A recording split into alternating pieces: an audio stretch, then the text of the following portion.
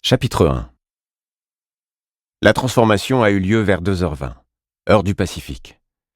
Pour autant que j'ai pu en juger, toutes les personnes qui étaient à l'intérieur quand c'est arrivé sont mortes sur le coup.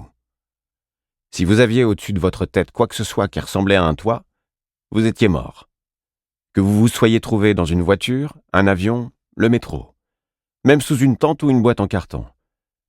Sûrement aussi sous un parapluie. Quoique, pas de certitude sur ce dernier point.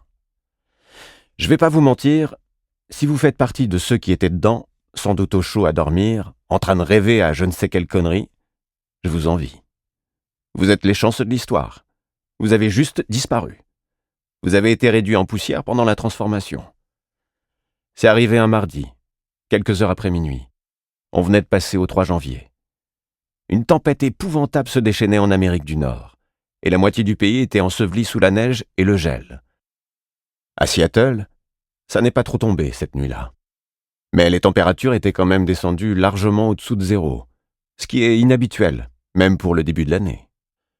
Je suis sûr que dans d'autres régions du monde, plus chaudes, où ce n'était pas le milieu de la nuit, beaucoup plus de gens ont survécu. Beaucoup plus. Je parie aussi que la plupart d'entre eux portaient plus de fringues que moi au moment où l'incident s'est produit.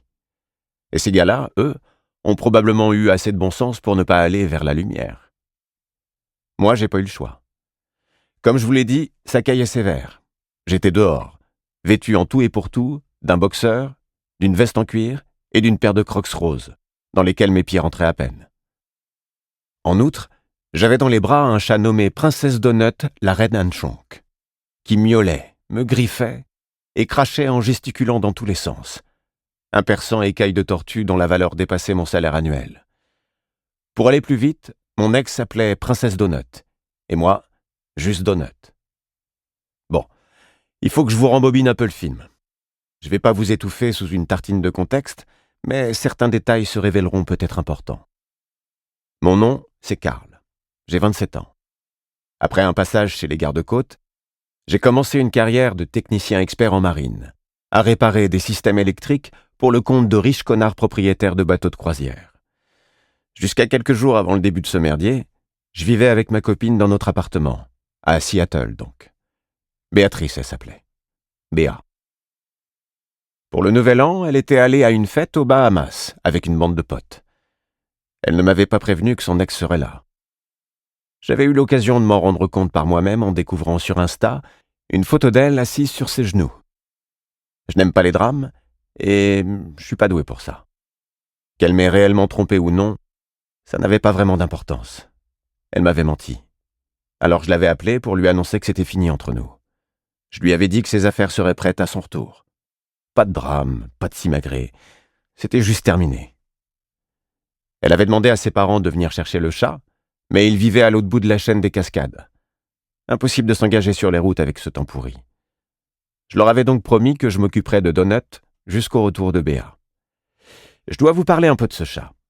Comme je vous l'ai déjà dit, c'est l'une de ces créatures pelucheuses à face toute plate qui ferait très bien sur les genoux d'un méchant de James Bond.